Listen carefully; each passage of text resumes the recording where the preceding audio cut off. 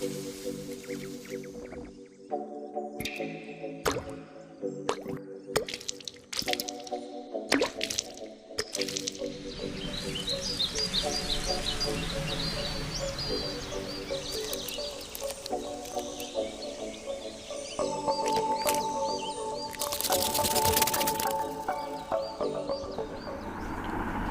to Shortcut.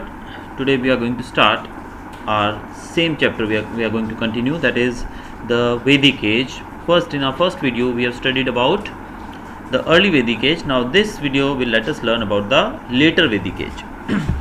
Now the later Vedic age, as we know that we have got a lot of information about the early Vedic age from our Rig Veda.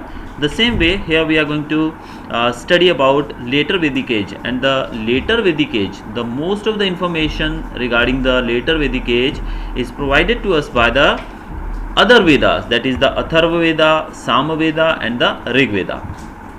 Now these Vedas, they also contains prayers only. इनके अंदर भी prayers ही हैं.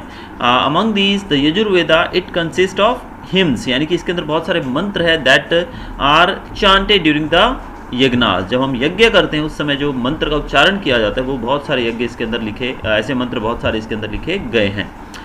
It also describes the rituals, रीति रिवाज भी बताए गए हैं कि किस प्रकार से आपको पूजा करनी है, कैसे आपको पूरे रीति रिवाज के साथ पूजा करनी है, वो भी सारा इसके अंदर बताया गया है. Even the Atharvaveda, it contains spells and charms, mantras also. अब अथर्ववेदा के अंदर ऐसे मंत्र, ऐसे मतलब बहुत सारे ऐसे नुस्खे बताए गए हैं जिसके द्वारा आप अपने आप को ईविल्स और बीमारियों से बचा सकते हैं. यानी कि मंत्र मतलब स्पेल्स होता है ना, स्पेल्स भी मंत्र होते हैं. Now this will help you to protect yourself from evils, यानी कि बुराई से बचाने के लिए, यानी कि बुरी ताकतों से बचाने के लिए आपको ये मदद करता है, और अपने आप को आप बीमारियों से भी बचा सकते हैं with the help of these mantras. Now, during the later Vedic age, other Vedic texts such as the Upanishads, the Aranyakas, the Brahmanas, and the epics, the Ramayana and the Mahabharata, also existed. यानी कि उस समय की बात करें तो उस समय उपनिषद जो हैं, अरण्यकास हैं, ब्राह्मणास हैं, और बहुत सारे एपिक्स, जिनमें जो दो एपिक हमारे मेनली हैं जिसमें हम रामायण और महाभारत को शामिल करते हैं, ये उसी समय पे लिखे गए थे. The events mentioned in the Ramayana and the Mahabharata are believed to have taken place towards the end of the later Vedic period. अब जो रामायण और महाभारत के अंदर जो भी चीज़ें लिखी गई हैं, it is believe that they took place at the end of the later Vedic age. ये लेटर वैदिक एज के अंत में ये घटनाएं हुई थी. Hence this period is also called the epic age. इसी कारण से इस पीरियड को एपिक एज के नाम से भी जाना जाता है. Now will study about the political life of the later Vedic age. The tribal culture of the early Vedic age gave way to the rise of kingdoms during the later Vedic age. अब जो tribal culture था early वैदिक as में, वो धीरे धीरे, जैसे हमने पढ़ा था पहले भी कि ट्राइब्स थी, यानी कि लोग भटकते थे जगह जगह, फिर उन्होंने एक जगह पर रह के खेतीबाड़ी करना शुरू किया, गांव में बसना शुरू किया. तो उसी प्रकार धीरे धीरे गांव बस गए, गांव से किंगडम्स बनने लगे. तो उस समय किंगडम्स की शुरुआत होने लगी. Now From Punjab, people now moved further east and south and began to occupy the valleys of the rivers Yamuna and Ganga. Punjab से लोग ईस्ट की तरफ और साउथ की तरफ बढ़ने लगे और वहाँ पर गंगा और यमुना नदियों की घाटियों में वो बसने लगे. During this period, many large and powerful kingdoms were established. इस समय बहुत ही बड़े बड़े ताकतवर राज्य पैदा हुए. The power of the Kshatriyas increased tremendously and the king became the head of the kingdom. Kshatriyas जो थे, क्षत्रिय जो कम्युनिटी थी, उनकी पावर बढ़ने लगी और राजा जो था वो किंगडम का हेड बनने लगा. His position was supreme and hereditary. उसकी जो पोजीशन थी वो सुप्रीम, यानी कि राजा सबसे उच्च पद का माना जाता था पूरे राज्य के अंदर, और उसकी जो जगह होती थी दैट वॉज हेरिडिटरी, यानी कि उनके एक वंशवाद होता था, यानी कि राजा का बेटा ही राजा बनेगा, उसके बाद उसकी फैमिली से, यानी कि रॉयल फैमिली का ही कोई मेंबर राजा बनेगा, देश पे रूल करेगा. The king was responsible for protecting the kingdom from enemies. Therefore, the defense of the kingdom and the building of a strong army were his main priorities. राजा जो था उसकी एक ड्यूटी थी कि पूरे राज्य को, राज्य की प्रजा को प्रोटेक्ट करना, उनकी देखभाल करना, उनको बचाना, ये राजा की ड्यूटी थी. इसलिए जो दूसरे एनिमीज थे, दूसरे राजा थे, जो शत्रु थे, उनसे बचाना उसकी एक प्रायोरिटी होती थी. इसी कारण से राजाओं ने अपनी आर्मी को और ज़्यादा स्ट्रॉन्ग करना शुरू कर दिया. The king strengthened his position by performing rituals and sacrifices such as Rajswa Yagna and Ashwamedha Yagna and the Vajpaya Yagna. अब उस समय जो राजा था वो अपनी पोजीशन को और ज़्यादा स्ट्रॉन्ग करने के लिए, यानी कि कहें तो हम अपना प्रचार करने के लिए, अपनी स्ट्रेंथ को बताने के लिए तरह तरह के यज्ञ करते थे, जिनमें से राजसूय यज्ञ, ये बहुत सारे यज्ञों के बारे में आपने रामायण और महाभारत जैसे सीरियल्स के अंदर सुना होगा। राजसूय यज्ञ जो था, फिर अश्वमेध यज्ञ और वाजपेय यज्ञ बताया गया है इसमें। The Rajasuya yagna was suppose to confer supreme power on the king. The Ashwamedh Yagna was performed to establish his control over all the territories through which the horse moved unchallenged. अब इसमें यज्ञ की बात करें तो राजसूय यज्ञ जो था वो राजा की पावर को बताने के लिए किया जाता था कि राजा कितना पावरफुल है, यानी कि he is the supreme power, वो बताया जाता था उसके द्वारा। अश्वमेध यज्ञ के बारे में भी हम लोग पढ़ चुके हैं कि जिस भी राज्य के अंदर से घोड़ा छोड़ दिया जाता था राजा के द्वारा, और जिस भी राज्य से वो घोड़ा पास होता था वो राज्य उस राजा का हो जाता था। अगर उस राज्य का मालिक अपनी मर्जी से, अपनी इच्छा से राजा को वो अपना राज्य देना चाहे तो वेल एंड गुड। अगर वो उसको अपनी मर्जी से, यानी कि सहमति से अपना राज्य न देना चाहे, अगर उस राज्य से घोड़ा पास हुआ है तो उसको युद्ध करना पड़ता था आर्मी के साथ। और वो जो राजा अश्वमेध यज्ञ के द्वारा राजा बताना चाहता था कि वो बहुत ही पावरफुल राजा है, और वो एक घोड़े को छोड़ देता था, और वो घोड़ा जिस भी राज्य से गुजरता था वो राज्य उस राजा को बिलोंग करने लगता था। अब इसके लिए कई बार युद्ध भी होते थे, क्योंकि बहुत सारे राजा ऐसे थे जो अपने राज्य को आसानी से नहीं छोड़ते थे, यानी कि हार नहीं मानते, तो ऐसे में उनको युद्ध के द्वारा भी परास्त किया जाता था। Later the horse was sacrificed. हाँ बेटा बोलो। सर मैंने वो Uttar Ramayan. Later the horse was sacrificed in a special ceremony. फिर उस घोड़े को सैक्रिफाइस किया जाता था, उसका बलिदान दे दिया जाता था एक स्पेशल सेरेमनी के दौरान। द वाजपेय यज्ञ was a chariot race in which the king's chariot always won against those of his subjects. अब इसके बाद जो दूसरा यज्ञ के बारे में बात की जा रही है, वाजपेय यज्ञ, उसके अंदर राजा जो था उसकी चैरियट होती थी, वो दूसरे जो राज्य के लोग होते थे उनके साथ रेस करते थे, और इसमें हमेशा राजा ही जीतता था, यानी कि राजा को इसमें विनर बनाया जाता था। The coronation of the king was considered a major social occasion. Coronation मतलब ताजपोशी, जब राजा को ताज दिया जाता है, जब राजा को राज्य गद्दी पे बिठाया जाता है, वो जो इवेंट होता है वो बहुत ही ज़्यादा एक सोशल मेजर, बहुत ही इंपॉर्टेंट इवेंट माना जाता था। Kings also tried to expand their territories by engaging in wars. राजा जो था वो दूसरी टेरिटरीज पे कब्जा कर लेता था अपने राज्य को बढ़ाता हुआ युद्ध के दौरान, यानी कि दूसरे देशों पे, दूसरे राज्यों पे आक्रमण करके उनको जीत लेता था। The king was assisted in the administration by the senani commander and the purohit priest. राजा को एडमिनिस्टर करने में, हेल्प करने में जो लोग होते थे, जो सहायता करते थे उनकी राज्य को चलाने में, वो थे सेनानी, जिसको हम कमांडर बोलते हैं, आर्मी कमांडर, और दूसरे पुरोहित जो कि प्रीस्ट, यानी कि राज पुरोहित, पुजारी जो होते हैं वो। Taxes were collected from the people and were used for the building of roads and for the payment of salaries to soldiers. जो लोग टैक्स भरते थे, जो टैक्स के रूप में जो पैसा या जो भी चीज़ें दी जाती थी राजा को, उसका उपयोग करके राजा जो था वो अपनी आर्मी को, सोल्जर्स को सैलरी देता था, और वो रोड्स वगैरह, यानी कि शहर में, अपने राज्य में डेवलपमेंट का काम भी करता था। Village administration was looked after by the village councils. Village के एडमिनिस्ट्रेशन को देखने का काम विलेज काउंसिल का होता था। The role of the sabha and the samiti in decision making decreased as most of the decision were now taken by the king and his close advice. अब पहले जिस प्रकार से हमने अर्ली वैदिक एज में देखा था कि जो ट्राइब के जो कुछ लोग होते थे, एक मुखिया होता था और बाकी जो लोग होते थे वही मिलकर डिसीजन लेते थे, लेकिन यहाँ पर सारा जो उनका रोल था वो ख़त्म हो चुका था, और सिर्फ डिसीजन लेने का काम राजा के हाथ में था, या फिर राजा के बिल्कुल क्लोज एडवाइज़र जो कि उनके मंत्री होते थे, वही उनको डिसीजन लेने में मदद करते थे। अब हम आगे देखेंगे, हमारा अगला टॉपिक वो है economic life. During the later Vedic age, the semi-nomadic life of earlier times gave way to settled agriculture. अब वैदिक एज के अंदर जो लोगों की सेमी नोमैडिक लाइफ थी, यानी कि सेमी नोमैडिक हम कह सकते हैं कि वो एक जगह पर बसते तो थे लेकिन परमानेंटली नहीं, तो ये सेमी नोमैडिक हम कह सकते हैं। लेकिन इस दौरान जो वैदिक एज थी, लेटर वैदिक एज, इस दौरान इसके सेकंड पार्ट में लोगों ने सेकंड हाफ में एक जगह पर बसना शुरू किया, यानी कि लोगों ने बिल्कुल ही एक जगह पर रहना शुरू कर दिया। Farming became the main occupation as rich fertile plains of the Gangetic valley were use for cultivation.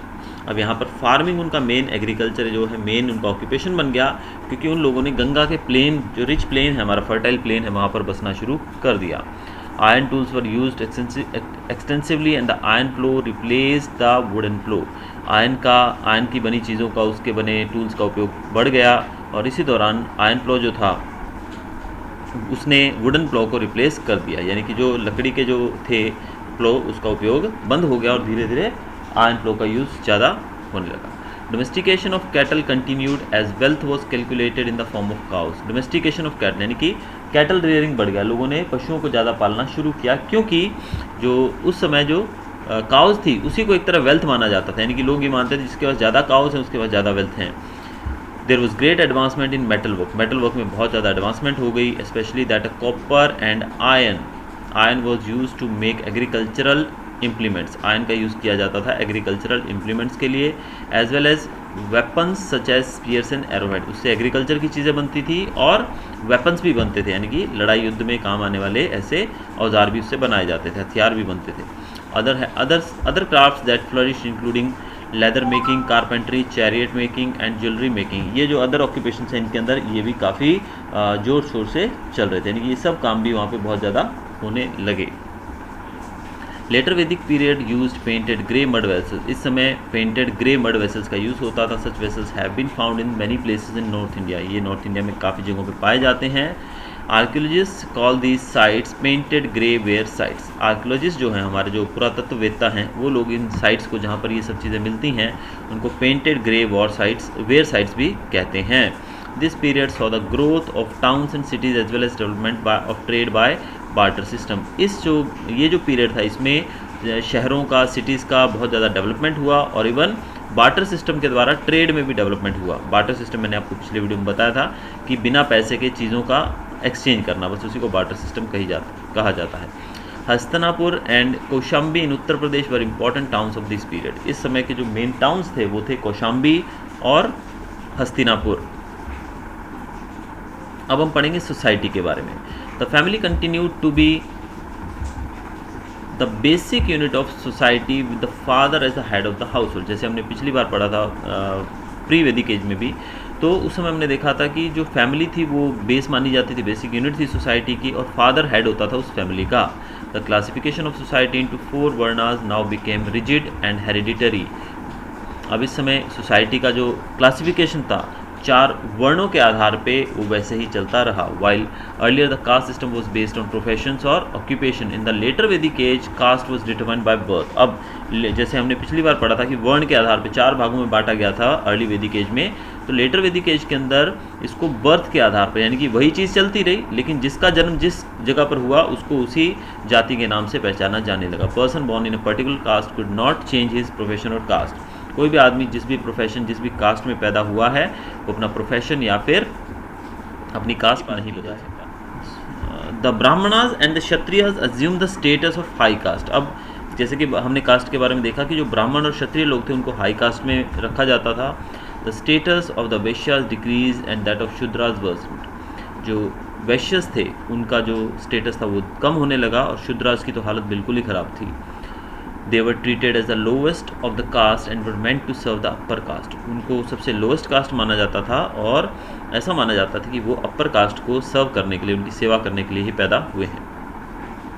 According to religious texts, the life of an individual was divided into 4 stages और आश्रमास। अब हमारी धार्मिक ग्रंथों के द्वारा बताया गया है कि जो एक व्यक्ति की जो लाइफ थी उसको 4 पार्ट में बांटा गया था या फिर 4 आश्रम्स कहा जाता है उसको। द 4 स्टेजेस वर ब्रह्मचार्य और स्टूडेंट लाइफ, जिनमें पहला है ब्रह्मचार्य या फिर स्टूडेंट लाइफ, दूसरा गृहस्थ और life of a house holder या फिर हाउस होल्डर यानी कि एक गृहपति का जीवन, जैसे कि एक फादर हो सकता है, एक हस्बैंड हो सकता है, एटसेट्रा, यानी कि फैमिली मैन। तीसरा था वनप्रस्था और the life of a hermit, यानी वनप्रस्थ यानी कि हर्मिट यानी कि एक सन्यासी का जीवन।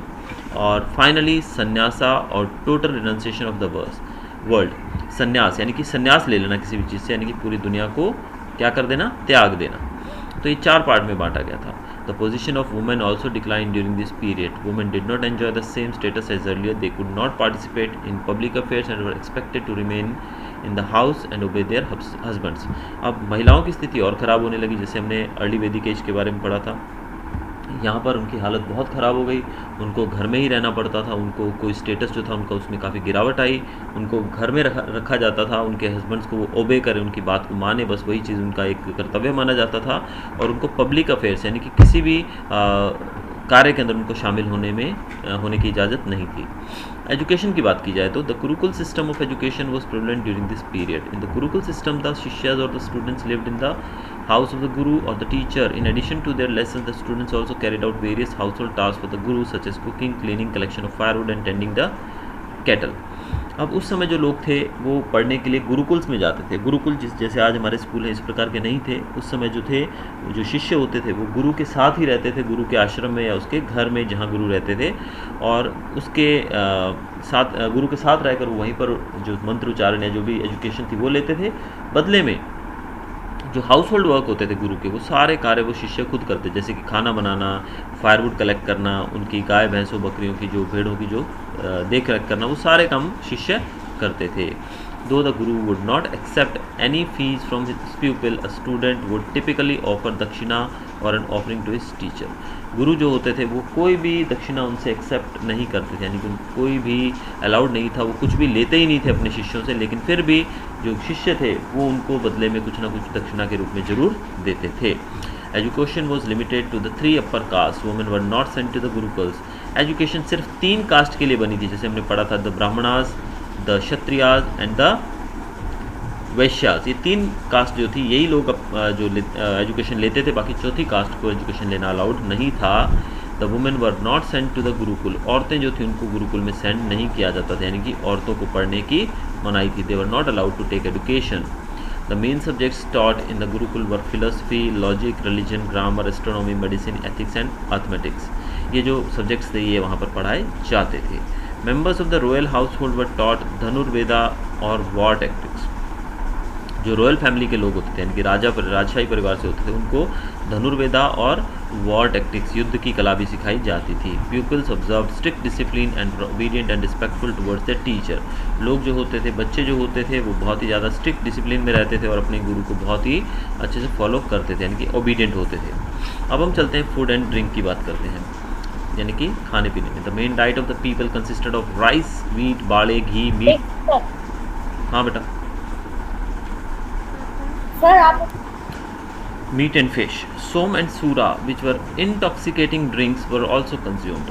अब कुछ ड्रिंक्स की बात करें, जैसे हम पिछले वीडियो में पढ़ चुके हैं, सूरा और सोमा ये भी एक इंटॉक्सिकेटिंग ड्रिंक्स थे जिनको कंज्यूम किया जाता था। As cattle were domesticated for farming, milk and other dairy products such as butter and cheese were also eaten. अब उस समय हमने देखा कि गाय भैंसों को पाला जाता था, कैटल को रेयर किया जाता था, इस कारण से दूध से बनी चीज़ें भी ज़्यादा यूज़ की जाती थी। अब हम चलते हैं रिलीजन की तरफ। During the later Vedic age, many changes occurred in the religious practices of the people. The early gods and goddesses who were primarily related to nature lost their significance and new deities such as Vishnu, Shiva and Brahma emerged. अब जैसे हमने pre वैदिक as में पढ़ा था, early वैदिक as में पढ़ा था कि किस प्रकार से मंदिर वगैरह होते ही नहीं थे उस समय, सिर्फ लोग जो थे वो अपने घरों में ही, अपने मन में ही भगवान का नाम लेते थे। अब यहाँ पर जो था, जो इस एज की बात करें तो यहाँ पर जो देवी देवता थे उन्होंने वो बदल चुके थे। यहाँ पर विष्णु, ब्रह्मा, शिवा जैसे भगवान जो थे उनको पूजा जाने लगा था।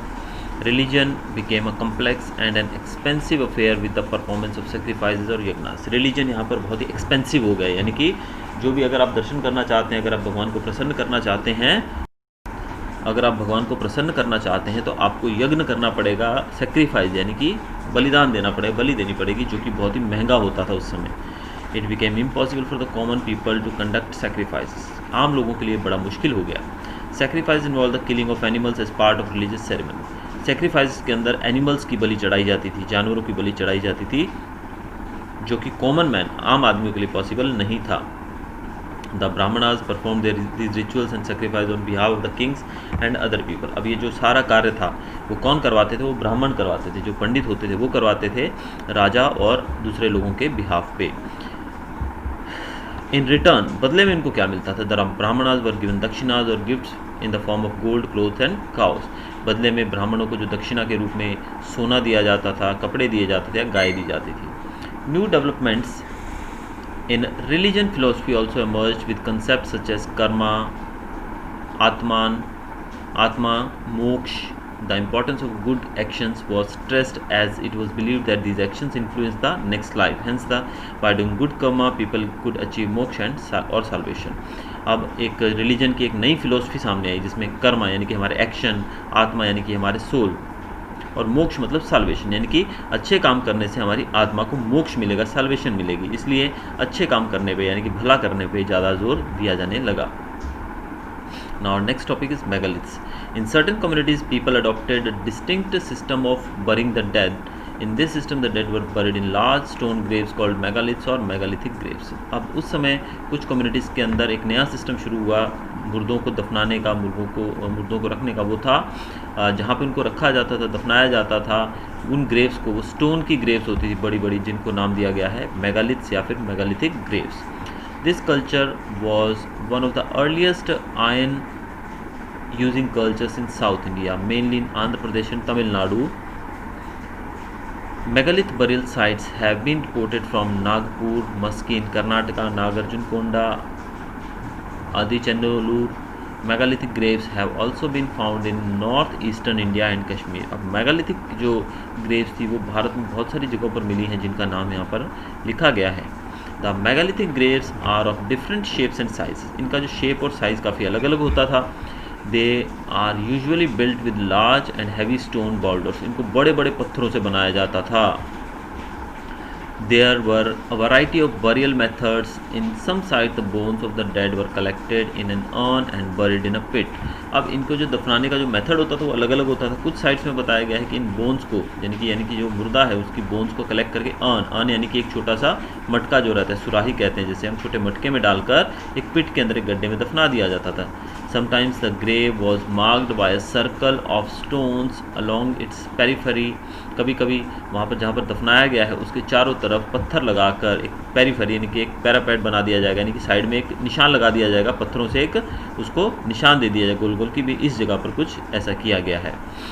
In some megalithic graves, the dead were buried along with their pottery, clothes, ornaments, weapons, etc. कुछ जगहों पे, कुछ ग्रेव्स के अंदर तो जो डेड, जो व्यक्ति था, जो जिसकी मौत हुई है, उसको उससे रिलेटेड चीज़ें यानी कि पोटरी यानी कि उसके बर्तन हो गए, कपड़े, ऑर्नामेंट्स या वेपन्स, वो सब चीज़ें उसके साथ दफना दी जाती थी।